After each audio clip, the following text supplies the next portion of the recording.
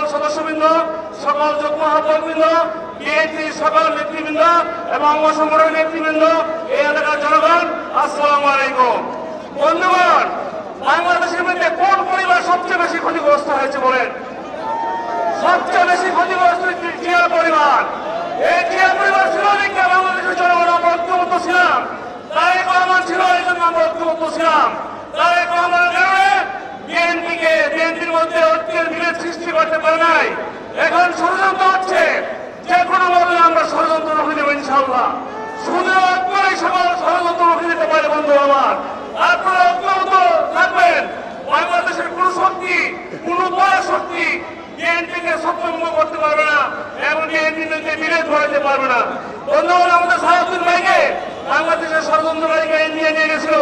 আমি কিন্তু উনি থেমে থাকে নাই, উনি ইন্ডিয়া থেকে আমার সাথে, আমার আমিনুল হক সাহেবের সাথে কথা বলেছে ভিডিও কলের মাধ্যমে। এই দেশে আন্দোলন কিভাবে দাঁড়ানো উঠানো যায়, কিভাবে আন্দোলনকে সফল করা যায়, কিভাবে শেখ হাসিনাকে বাংলাদেশ থেকে বিতাড়িত করা যায়, এই সাহায্য ভাই আমার সাথে, আমার সভাপতি আমিনুল হক সাহেবের সাথে বিভিন্ন সময়ে ভিডিও কলের মাধ্যমে উনি আমাদেরকে দিক নির্দেশনা দিয়ে দিয়েছিলেন। আমি এই কথা বলার এই জন্যই, উনি কিন্তু থেমে যায় নাই। উনি দুঃসময়ে, কষ্টের সময়ও বিএনপিকে ঐক্যবদ্ধ রাখার চেষ্টা করছে। ঢাকা মহানগর আমাদের সবার সাথে কথা বলছে। শেখ হাসিনাকে ওনার কোথায় প্রভাবিত হয়ে আমরা দৃঢ় শক্তিতে শক্তি রূপান্তরিত করে আমরা আন্দোলন ঝাঁপিয়ে পড়ছিলাম। আমরা ঢাকা মহানগর বিএনপি সর্বভাবে সবচেয়ে বেশি আমরা ঐক্যবদ্ধ আছি। আমাদের কোনো লোক বিরোধ নাই। আমরা সবাই মিলে আমরা ঢাকা মহানগরের নেতৃবৃন্দ একসাথে কাজ করেছি যে আমরা শেখ হাসিনাকে এই দেশ থেকে বিতাড়িত করতে পেরেছি।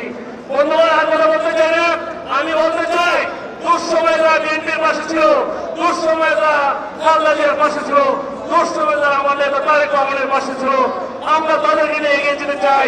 তাদেরকে নিয়ে আমরা একটা সুন্দর বাংলাদেশ গড়তে চাই। আপনাদেরকে সবাইকে ধন্যবাদ জানাচ্ছি। আজকে এই বৃষ্টি বাজার সন্ধিকারে আপনারা এসে ঢাকা মহানগর উত্তরে প্রোগ্রামটা করার সুযোগ করেছেন, সাবল করেছেন এবং সফল করেছেন।